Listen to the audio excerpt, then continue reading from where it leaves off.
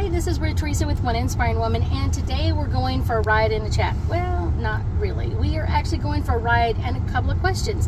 I am here in the truck with my friend Michelle. Hello.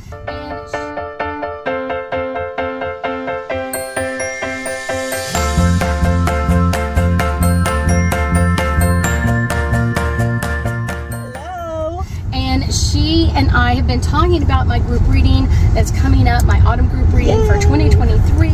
We are so excited, and after this you'll be able to look down in the description and be able to get your ticket. So we're so excited about all of this. But we're talking about like some of the questions that I've answered during group readings. So I am curious why people are so afraid of psychic mediums or anything in that realm.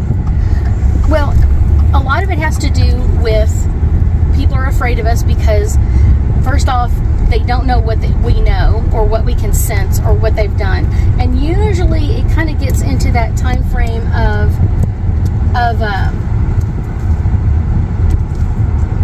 like, we don't know what they're, like what they know or how they know it. So it's kind of more the unknown of like, what do they know about me, or how do I do this, or how do I do that? So that's just kind of one of those like interesting parts about it. And so they will kind of like, okay, how do we, how does she know this? I only get the information from your angels and guides. When you ask the question, it triggers them to give me the answer. But it's one of those like the information literally just pops and people be like, how do you know that? Because they told me. That's the only way I know how to, like any of it, is your angels and guides told me the answer. Because they've been probably yelling at you for a while to get to the answer. And you weren't listening. And so now they're like, okay, she's finally listening, or he's finally listening. So let me tell them this. Okay, but like in a group reading, like there's people that like think that's so bad and so negative. Like how do you get to people like that? Like how do you? Well, and I often tell people, there are people that will come in and to a group reading and they're kind of like, I don't know what to ask or how to say this or whatever it is. And a lot of times, I'll tell you, it's one of those like, it can be like they don't know how or why this is going to get better or like change or whatever it is. So it's kind of like, how do we do this? How do we get to this energy? How do we do this? But a lot of times, once you're at a group reading, people, I have noticed like so many times they come in and they're like, you can tell the tense, like, I don't know what to expect. I only came here because my friend told me to. And then usually within a short period of time, they're starting to relax. It's one of those, other people are asking questions, then all of a sudden they'll get that me too, like, I didn't know you could ask that. I didn't know you could, you know what I'm saying? It's one of those, and sometimes they'll never ask a question, but sometimes they'll just sit there and just like listen to everybody else's answers. Them asking about their dad that's passed, or their mom that's passed, or their grandma's that passed, or whatever it is, getting that information. And once they do, it's like. So when you get questions, for example, say I'm in the audience and I'm asking you a question, but that same question could affect 5 people. So do all 5 of those people come to you to give you answers? Like how do you, or you just hope? That's kind of like a weird, like it's the amplified me too. So you could ask a question like, this person in my life passed away, and you know what I'm saying, like, does he have a message? And when I say the message or whatever else, or is he seeing what's going on in my life? I just want to know that he's seeing what's happening, or the changes that I'm doing, or whatever else. And a lot of times it may not be 100% for everybody else, but it may be like 90%, 80%, 60%, 50%, 100% for someone else too. So it's kind of like, and a lot of people, like, I'll watch that person that I answered the question be like, okay, and then like 5 other people are going, and I'm like, okay, that answered all their questions. So that helped all of them. Kind of hearing, just like even answering the question of like, oh, this is what it is. Like, oh, he does see it, or they do see what's going on, or the whatever else. So when you're in a group reading, how do you have like a line of spirits waiting, and then like one jumps out? Like how do you, when you have so much energy in one room, how do you decide who you're going to speak to? How does that work? The guests are the ones that started. So when you ask the question, then like your people go, oh, I'm here for her. Oh, I'm here for him. Oh. So I don't let them, because if I let them take over, I'd be talking for like 50 years. Like, no. So I'm just like, oh, no.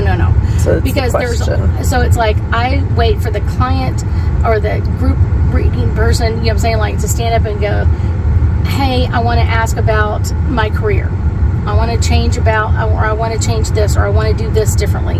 Or I have 3 job offers in front of me. Which one should I take? Or this happened or that happened, and they're asking a question.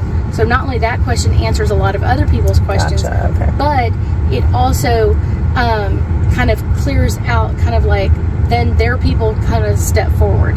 So I don't know, I would say like for a group reading of like 20 people, there's probably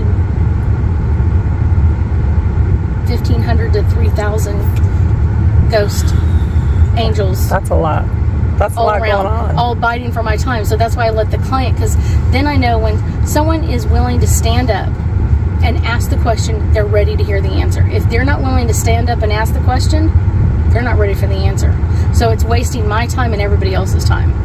That makes sense. So when the client stands up and says, okay, tell me about this, or, you know what I'm saying, I get asked all kinds of lovely questions. It's kind of fun, but it's like people ask and then I'll give them the answer and they're like, oh, okay, but it answers so many other people's questions, first off, and then it also kind of gets them in that energy of like, that's how you just ask questions. Now, I will tell you, I do have a hard, fast rule.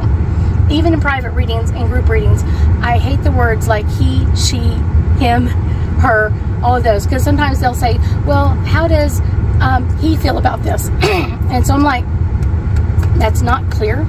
That's not a clear question, because it's like, which he are you asking about?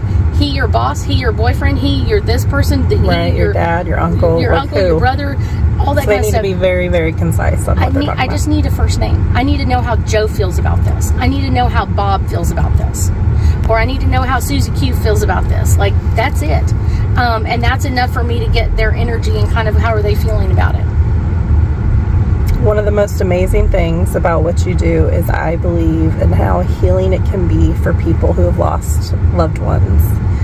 And to be able to come to a group reading and have you share with them that that person is okay, I think that is so beautiful. I think that, and I will tell you, that's usually number one. Everybody usually has a dream, usually within a month or so after someone's passed, that they will come back to them and kind of like, I consider it now almost like I made it there. You know what I'm saying? Like, now, I grew up a long time ago and we would call, like, hey, just want to let you know I made it. Mm-hmm. Now it'd be like a text, like, I want to let you know I finally made it here. And that's what they're doing, is like, hey, I made it. But some people, like nowadays, a lot of people are on sleeping meds at that time, or they're on anti-anxiety, which makes their energy too low to connect to them. So therefore, they don't get their message. So they come to me, and I'm like, okay, well, he sent this message to you like 5 times to tell you, like, I want to let you know, hey, I made it, hey, I'm here. And you never got it because of what the meds you're on or whatever else. Like I said, sleep aids, anti-anxiety, a lot of alcohol. All slow down your energy too much for them to be able to connect in. In my personal experience, I got flashing lights and slamming doors and all kinds of fun stuff to get that I'm okay. That it's one of those, but it's one of those, but you also have to be looking for it. Right. And a lot of times, like, people are not really looking